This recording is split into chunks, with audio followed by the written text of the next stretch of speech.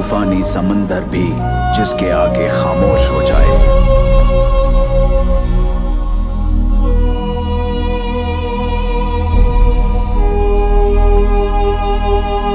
हर सरताज जिसके आगे एक सर झुकाए।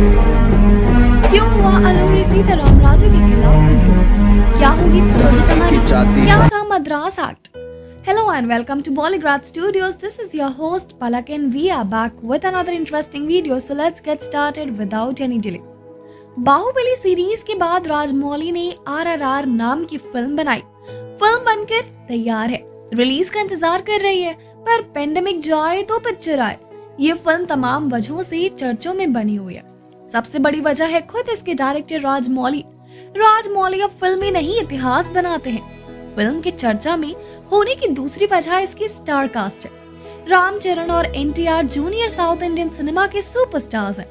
उन्हें एक साथ ला पाना किसी और फिल्म मेकर के बस का नहीं।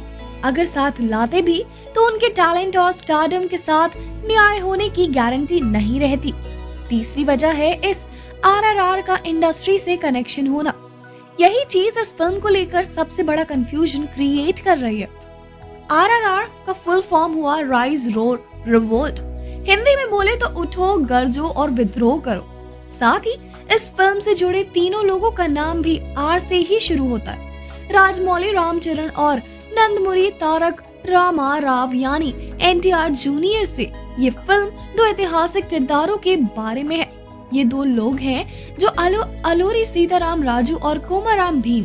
ये लोग आंध्र प्रदेश, तेलंगाना से आने वाले रियल लाइफ फ्रीडम फाइटर्स थे, मगर इस फिल्म में जो कहानी दिखाई जानी है वो फिक्शनल है। असली लोगों की फिक्शनल कहानी।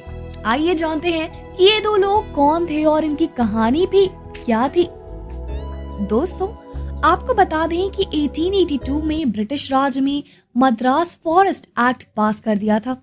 इस एक्ट के तहत स्थानीय आदिवासी समुदाय के जंगल जाने पर प्रतिबंध लगा दिया था। आमतौर पर ये लोग जंगल जलाकर जमीन की खोली करते हैं और उसी के राख में खेती करते हैं। खेती की इस पारंपरिक प्रणाली को पोडू फार्मिंग कहा जाता है, मगर ब्रिटिश लोग जंगल को कमर्शियल पर्पस के लिए इस्तेमाल करना चाहते थे। ऐसे में जंगलों का जलाया जाना उन्हें ठीक नहीं लगा। फिर 1882 में लोगों को रोकने के लिए वो एक्ट पास कराया गया। इस घटना के ठीक 15 साल बाद 4 जुलाई 1897 को विशाखापट्टनम में वेंकट राम राजू और सूर्य नारायणम्मा के यहाँ एक बच्चा पैदा हुआ। इस बच्चे का नाम रखा गया अलूरी सीताराम राजू। सीताराम राजू को 1922 में शुरू होकर 1924 तक चले रंपा विद्रोह का नेतृत्व करने के लिए जाना जाता है। ब्रिटिश सरकार के हाथों पास हुए इस एक्ट के प्रति लोकल लोगों ने गुस्सा था, और मगर उनके हालात ऐसे थे कि वो कुछ नहीं कर सकते थे। ऐसे में 25 साल के सीताराम राजू ने उन लोगों को साथ लेकर ब्रिटिश राज के खिलाफ विद्रोह छेड़ दिया। 1922 से शुरू हुई इस लड़ाई को रंपा विद्रोह कहा गया। सीताराम राजू ने सैकड़ों लड़कों के साथ मिलकर पुलिस स्टेशन पर छापे मारे, उनके हथियार और गोला बारूद लूटे। ब्रिटिश पुलिस फोर्स की जो भी टीम उन्हें पकड़ने के लिए भेजी जाती वो उसे मार देते। हालांकि इतनी भागम भाग के बाद 7 मई 1924 को ब्रिटिश फोर्स ने चिंतपल्ली के जंगलों में सीताराम राजू को घेर लिया। वो सीताराम राजू की मौत को क्रांतिकारियों के बीच कड़ा संदेश भेजने के लिए इस्तेमाल करना चाहते थे, ताकि कोई ब्रिटिश सरकार के सामने खड़े होने की हिम्मत ना कर सके। सीताराम राजू को पकड़कर पास के कोयूरी गांव ले जाया गया। उन्हें पेड़ से बांधा गया और लोगों के सामने गोली मारकर उनकी हत्या कर दी गई। बता दें, इस रिबेलियन को कुचलने में ब्रिटिश को 2 साल का समय लगा और उसके लिए तकरीबन 40 लाख रुपए खर्च करने पड़े। ये चीज खुद इस विद्रोह की सफलता की सबूत है।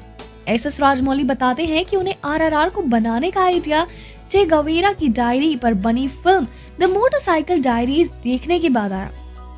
उन्हें अलूरी सीताराम राजू और कोमाराम भीम की कहानी पता थी, मगर जब उन्होंने रिसर्च शुरू की तो उन्हें कुछ दिलचस्प बातें पता चली। सीताराम राजू और कोमाराम भीम तकरीबन एक ही राज्य में कुछ सालों के अंतराल पर पैदा हुए। दोनों कुछ सालों के लिए अपने गांव घर से गायब रहे।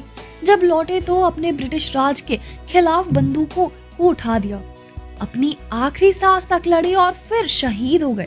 मगर रियल लाइफ में ये दोनों एक दूसरे से कभी नहीं मिले।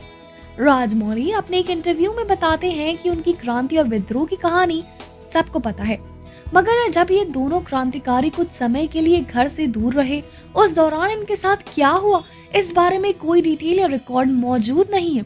राजमौली इसी ब्लाइंड स्पॉट को सिनेमाई चश्मे से देखना चाहते हैं। क्या होता अगर इस वनवास के दौरान इन दोनों लोगों की दोस्ती हो जाती, ये लोग एक दूसरे को इंस्पायर करना शुरू कर देते। ये फिल्म इसी फिक्शनल जॉनर को एक्सप्लोर करती नजर आएगी। तो आपको इस फिल्म को देखने का कितना इंतजार है, हमें कमेंट सेक्शन में जरूर बताइएगा। हम फिर मिलेंगे एक नई वीडियो के साथ, तब तक खुश रहें, सेफ रहें, अलविदा।